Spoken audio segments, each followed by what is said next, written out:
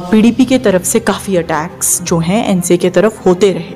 PhD is still intact and will be intact. 3 सीटों का सवाल था, मैं वो छोड़ के शायद इन्हीं को दे देती। ये अनफॉर्चुनेटली मैं आपको इसका सच बता देती हूँ, क्योंकि अब आपने यहाँ तक बात पहुँचाई है तो अब मुझे आपने सुना होगा ना प्रेस कॉन्फ्रेंस। अब मुझे सच महबूबा जी ने प्रेस कॉन्फ्रेंस नहीं, मैंने नहीं पर्दादारी किस चीज, मैंने नहीं सुना किस चीज की थी, क्योंकि हम बहुत रिस्पेक्ट करते थे पीएचडी अलायंस की, क्योंकि लोगों के लिए था। ये हमारी बात आप छोड़िए, ये मुफ्ती जी कहती है कि जो बीजेपी नहीं कर पाई वो तो नेशनल कॉन्फ्रेंस ने किया, उन्होंने पीएचडी को खत्म। तो मैं वो लोग पिछले 2.5 साल 3 साल से हम खुद इतने कंफ्यूज रहते थे कि हमारी पीएचडी अलायंस इंटैक्ट है, ये लोग हमारे खिलाफ बयान क्यों दे रहे हैं, ये लोग चीज़ों को कॉम्प्लिकेट क्यों कर रहे हैं। महबूबा जी ने खुद बयान इंडिया अलायंस की कमेटी के सामने दिया।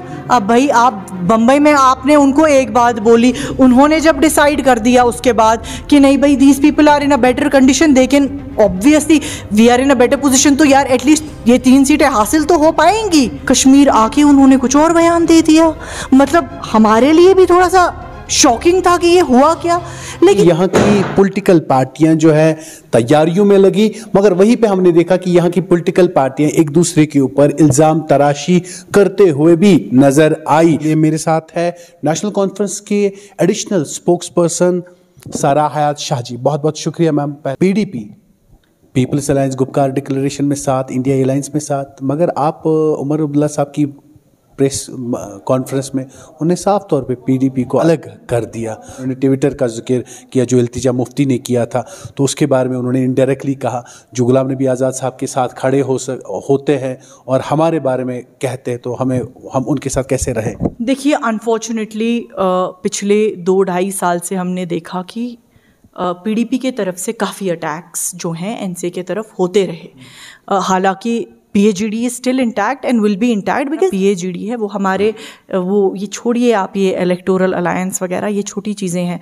पीएचडी एक बड़े पर्पस के लिए, वो यहाँ के राइट्स के लिए, यहाँ की तशख़्ख़ुस के लिए, जिस तरह हमारे जो वो स्नैच किए गए वो उन चीज़ों को फाइट करने के लिए। वो मुफ्ती जी कहती है कि जो बीजेपी नहीं कर पाई वो तो नेशनल कॉन्फ्रेंस ने किया, उन्होंने पीएचडी को खत्म। तो मैं आपको कह रही हूँ कि 3 साल से कि हमारी पीएचडी अलायंस इंटैक्ट है, ये लोग हमारे खिलाफ बयान क्यों दे रहे हैं, ये लोग चीज़ों को कॉम्प्लिकेट क्यों कर रहे हैं। अभी बात क्यों नहीं की आप लोगों ने? ऑब्वियसली आप क्या समझते हैं कि नहीं हमने कोशिश की होगी उन्हें बताने की कि भाई वो मुफ्ती जी कह रही है जब हम People's Alliance for Gupkar declaration में थे तब तो कॉल्स होती थी, फ़ोन होते थे, मगर एक बार फारूक साहब मुझे कॉल भी कर सकते थे, पूछ भी सकते थे। अगर 3 सीटों का सवाल था, मैं वो छोड़ के शायद इन्हीं को दे देती। ये अनफॉर्चुनेटली मैं आपको इसका सच बता देती हूँ, क्योंकि अब आपने यहाँ तक बात पहुँचाई है तो अब मुझे आपने सुना होगा ना प्रेस कॉन्फ्रेंस। अब मुझे सच महबूबा जी ने प्रेस कॉन्फ्रेंस नहीं, मैंने नहीं पर्दादारी किस चीज, मैंने नहीं सुना किस चीज की थी, क्योंकि हम बहुत रिस्पेक्ट करते थे पीएचडी अलायंस की, क्योंकि लोगों के लिए था। ये हमारी बात आप छोड़िए, ये आवाम के लिए था। लेकिन मैं आपको बताती हूँ इंडिया अलायंस की एक मीटिंग हुई, ये कुछ दिनों पहले की बात है। बाजी के महबूबा जी के बयान से कुछ दिनों पहले की बात है ये। सबकी प्रेस कॉन्फ्रेंस से पहले जी, ये उन बॉम्बे में मीटिंग हुई इंडिया अलायंस की, और जब महबूबा जी से पूछा गया कि आपका क्या ख्याल है 3 सीटों के बारे में, तो उन्होंने कहा मैं आपको अनइक्विवोकली अनरिजर्वडली ये कह रही हूँ, यानी बिना किसी शक के, बिना किसी परेशानी के ये कह रही हूँ कि ये डिसीजन फ़ारूक साहब ने लेना है, क्योंकि रियासत के टॉलेस्ट लीडर फ़ारूक साहब हैं और ये इंडिया अलायंस मीटिंग में जितने लोग हैं वो गवाह हैं इस बात के। ये तो महबूबा जी खुद कह, तो फिर वो सेल्फ कॉन्ट्राडिक्टरी नहीं हो रही है? देखिए कहने का मतलब है कि अलायंस तोड़ने से पहले एक बार मुझे पूछा होता, एक बार बताया। तोड़ी है अलायंस, उमर साहब ने साफ कर दिया अलायंस टूट गई। नहीं, ऐसा तो हमने कभी नहीं कहा है कि बीजेपी पीएचडी टूटी है। पीएचडी की बात, पीएचडी अलायंस भी इंटैक्ट है। ये मैं आपको वाजिया तौर पे कह दूं कि दोनों अलायंस जो हैं वो मौजूद हैं और वो अपना काम कर रही हैं। लेकिन जहाँ तक सीट शेयरिंग की बात है, ये कश्मीर आके उन्होंने कुछ और बयान दे दिया। मतलब हमारे लिए भी थोड़ा सा शॉकिंग था कि ये हुआ क्या। लेकिन मैं फिर भी कहती हूँ कि हमारी जो लड़ाई है वो बड़ी लड़ाई है। ये जो हमें आपस में चाहे कोई लड़वाने की कोशिश कर रहा, ट्वीट्स आ रहे थे बार बार, और अच्छा नहीं लगता है। जब आप एक अलायंस में हैं, you have to respect it, you have to respect your word. आप उन मीटिंग्स में जा रहे हैं, मीडिया एडवाइसर अपना नॉमिनेट करते हैं, उनके बाद वो मीडिया एडवाइसर रोज ट्वीट कर रहा है JKNC के खिलाफ। आप लोगों तक क्या मैसेज भेज रहे हैं? हमें क्लियरली कहा गया था कि आप जी PAGD या PDP के खिलाफ नहीं बोल सकते, लेकिन जब मैं रोज देखती थी वो बोल रहे हैं। ये हो क्या रहा है? कभी बात नहीं हुई ज़िमन में PDP के साथ, आप ऐसा क्यों कर रहे हैं? अगर आप अलायंस में हमारे साथ हैं तो ऐसी चीज़ें क्यों हो रही? PDP की तरफ से कोई रिप्लाई नहीं है या जवाब नहीं उन्होंने समझा? खुद देखा, आज तक हम हैं जो कह रहे हैं कि PAGD इंटैक्ट है, कुछ ख़त्म नहीं हुआ है। हम लोगों के तशख़्ख़ुस के लिए लड़ रहे हैं और वो हमारी लड़ाई जो है जब तक हम जिंदा हैं वो चालू रहेगी।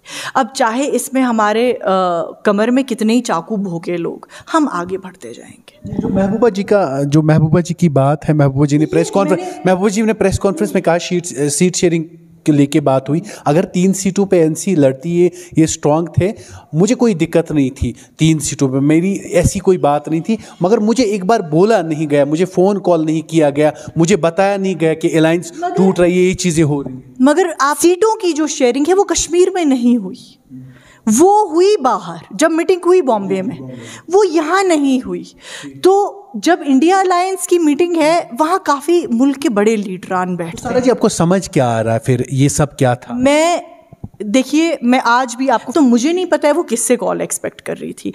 आपको इंडिया अलायंस वाले बॉम्बे बुला रहे हैं जब मीटिंग हो रही है, सीटों की शेयरिंग की बात तो वहाँ हो रही है, वो मेरे सामने तो नहीं हो रही है, मेरे ऑफिस में। ऑब्वियसली हमारे ऑफिस में सीटों की शेयरिंग तो नहीं हुई, सीटों की शेयरिंग तो बॉम्बे में हुई, वो तो यहाँ पे हुई नहीं। और महबूबा जी ने वहाँ खुद बयान दिया, जब उनका टर्न आया उन्होंने कहा कि मुझे इस बारे में इतना ही कहना है कि डॉक्टर साहब is the tallest leader of Jammu and Kashmir, he will decide, क्योंकि 3 सीटें हमें मिलने चाहिए। अब यार, अगर वो कश्मीर आके उन्होंने डिसाइड कर लिया कि मुझे कुछ और बोलना है, फिर मैं क्या कहूँ? आप बताइए। अलायंस टफ होगा, नेशनल कॉन्फ्रेंस की भी राह आसान नहीं होगी इस बार, क्योंकि जैसे नया अलायंस भी बन रहा है। अब नेशनल कॉन्फ्रेंस एक तरफ से, कांग्रेस एक तरफ से, PDP एक तरफ से, दूसरी तरफ से 3 जमातें जो अलायंस नया बना रही है। नेशनल कॉन्फ्रेंस के लिए भी काफ़ी चैलेंजिंग होगा। और एक तरफ से इंजीनियर रशीद भी नॉर्थ कश्मीर से बारामूला में, उन्होंने भी अनाउंस किया इंजीनियर रशीद भी उठेंगे। मैं आपको बताती हूँ कि चैलेंजेस जो हैं वो हमारे लिए ही सबसे ज़्यादा है, बाकी पार्टीज के लिए कोई चैलेंजेस नहीं है। उनके पीछे सरकार है, उनके पीछे बैकअप है। कॉन्फ्रेंस के एक PSO के बजाय उनको 25-25 दिए हैं, एक गाड़ी के बजाय उनको 25-25 दिए हैं। और मुंह खोलेंगे तो हमारे ऊपर केस 1 सेकंड में लग जाएगा। सर, इनके साथ ऐसा कुछ हो? देखिए, हमारे साथ अल्लाह है और उसके बाद हमें पूरी उम्मीद है कि हमारे साथ यहाँ की आवाम है। वो जो अपना फैसला है वो EVM में, वो जो आपको है इलेक्ट्रॉनिक वोटिंग मशीन में मिल जाएगा। वो मुंह नहीं खोलेंगे और मैं भी नहीं चाहती हूँ कि वो खोले। मैं नहीं चाहती मेरे किसी भाई पे PSA या UAPA लगे। अभी तक डिसाइड क्यों नहीं कर पाई है? 2-3 दिन है, पता आपको चल जाएगा हमारे कैंडिडेट्स कौन है। और बहुत शुक्रिया बात करने के लिए।